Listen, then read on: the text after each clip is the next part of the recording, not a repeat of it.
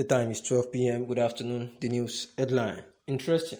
IPOB, Yoruba Nation partners, moves to disgrace Buhari on international stage. Presidency laments. The Nigerian secessionist group, the Yoruba Nation and the indigenous people of Biafra, IPOB, have struck an interesting partnership, and this is causing some major discomfort for the President Muhammadu-led government of Nigeria.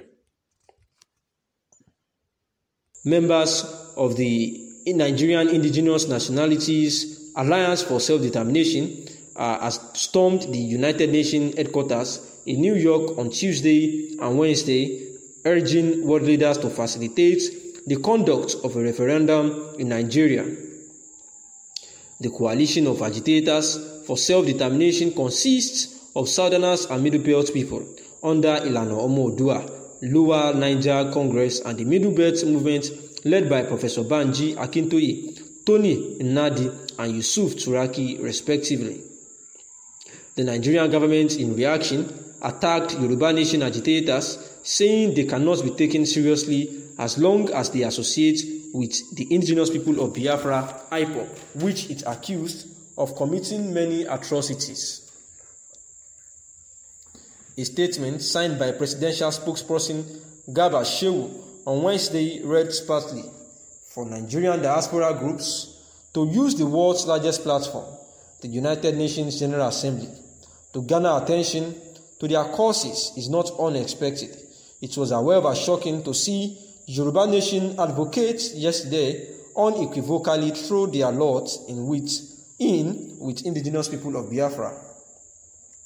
IPOB is a designated terrorist organization. It has now publicly revealed a 50,000-strong paramilitary organization, the ESN. It regularly murders security services and innocent civilians with a significant uptick of violent attacks this year. And it is currently attempting to hold Nigerian state hostage with others to stay at home under threat of terror. Now, a recent statement issued by the leader of the NINAS, Professor Banji Akintoye, faulted Shehu Garba's words, stating that the group has no link with IPOB. Professor Banji Akintoye said that it is an unintelligent attempt to paint the peaceful demonstration black because it has succeeded in exposing to the world the ongoing genocide and fraud being perpetrated by the Fulani-controlled Nigerian government against the peoples of the South and Middle Belt region of the country through the imposed 1999 Constitution. In a statement signed by NINA's communication manager, Maxwell Adeleye, Akintoye said that the march was organized to show the world the ordeal, the suffering and subjugation of the indigenous people of the South and middle of Nigeria in the hands of the Fulani-controlled government.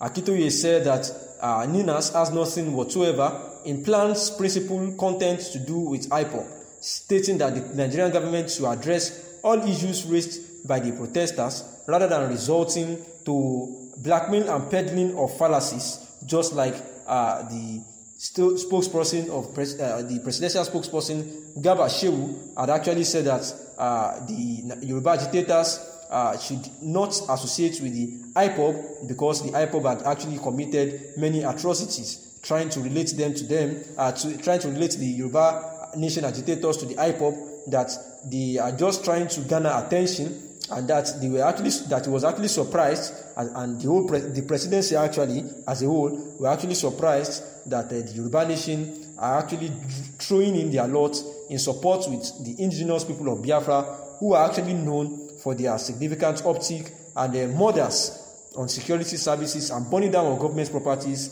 and killing innocent civilians, and that they are currently attempting to hold Nigerian state hostages with others to stay at home under threat of terror, and that the Yoruba Nation joining them is actually a national threat, and that Yoruba Nation should actually separate or disassociate themselves with the IPOB, and that they should also stop the agitations that have been the million-man agitation at the United Nations in New York.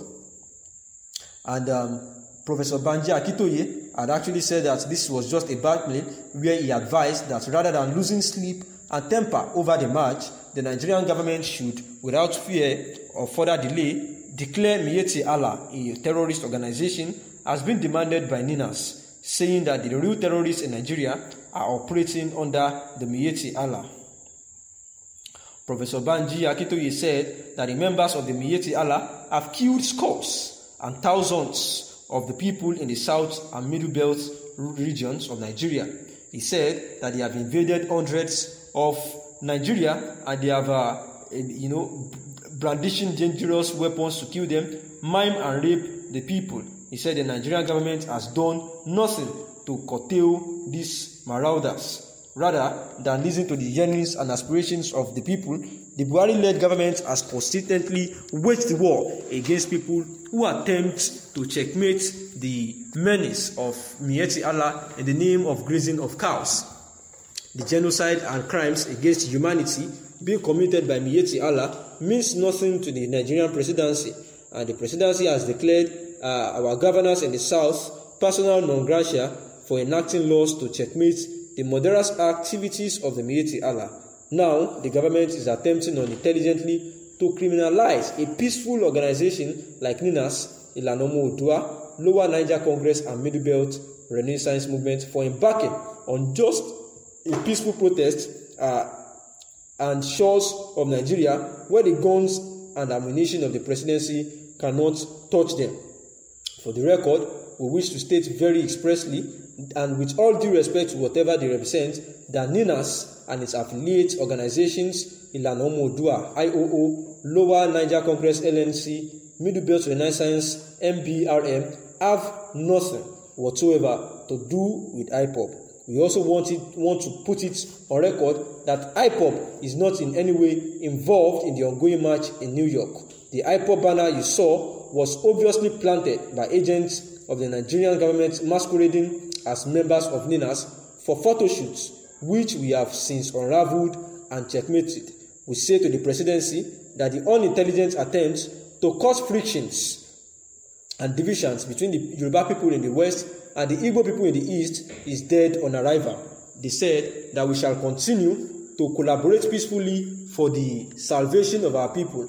Our appeal to the government, therefore, is to address issues raised in December 16, 2020 about the constitutional force majeure declared by NINAS. This appeal is necessary so that indigenous nationalities in the NINAS territories can peacefully negotiate for what they want without further delay. Thanks for listening. Good afternoon.